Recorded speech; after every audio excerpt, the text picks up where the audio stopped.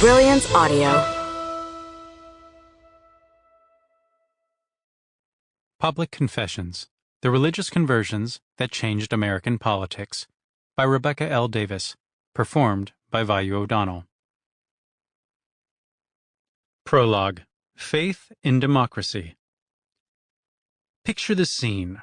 The towers of Rockefeller Center cloak the gray stones of St. Patrick's Cathedral in afternoon shadow as a car slows to a stop by the curb.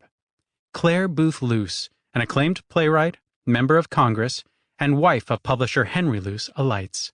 Fashionably lean and expensively attired, she ascends several steps to a small plaza and passes through a massive bronze door. On this Saturday in February 1946, a few weeks shy of her 43rd birthday, she stands on the threshold of a new chapter in her storied but privately troubled life. She has experienced too much loss to be idealistic, but she now believes in redemption for herself and for the world. Pain and hope led her to this cathedral and to the man facing her.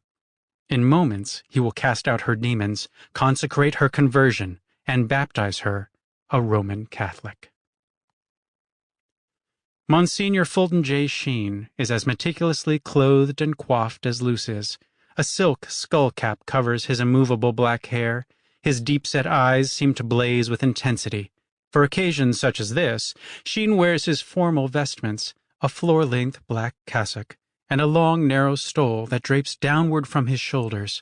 Famous for converting ex-communists, several world-renowned musicians, and business titans including Henry Ford II, Sheen is minutes away from his most celebrated conversion of all.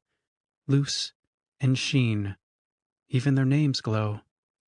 Clare Boothe Luce was one of the most admired women in the mid-20th century United States, even if little remembered after her death in 1987.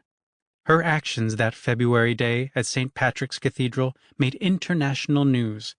Conversion to Roman Catholicism from Protestantism was the consequence of her most intimate struggles, but she and Sheen deliberately transformed it into a public confession of political resolve.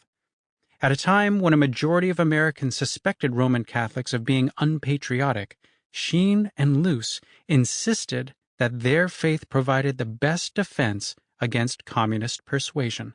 They argued that the truths of Roman Catholic theology upheld democracy. To her critics, Clare Luce's Catholic conversion was outrageous. It was especially audacious coming from the wife of Henry Luce, the notably Presbyterian son of missionaries and the publisher of Time, Life, and Fortune. Surely Clare was the victim of nefarious, authoritarian priests who co-opted her free will. The barrage of irate letters she received in response to the announcement of her conversion, an announcement she amplified in an article published across 3 spring issues of McCall's magazine in 1947, indicated how much her public expression of personal faith pushed the acceptable boundaries of religious identity. So hostile were so many of these letters that she even lost a deal with McCall's to write a regular advice column. The vitriol directed at Clare Luce presaged the upheaval that greeted other controversial religious converts in the decades after World War II. The religious conversions of certain well-known writers, entertainers, athletes, and politicians elicited frenzied responses. The importance of these conversions extended beyond questions of why certain faiths appealed to a particular individual or how believers experienced their spiritual journeys. Some notable converts described how they discovered their real self when they changed or discovered religion. Others spoke of spiritual transformations. In doing so, they offered ways for other people to imagine the outer limits of self-invention. Yet religious conversions in the decades after World War II equally raised fears as well as hopes. They provoked unsettling questions about the survival of individual autonomy amid a seeming surge of mass conformity. Had a person truly transformed, or were they passing, or even brainwashed? Consider the example of Whittaker Chambers, a former Soviet spy.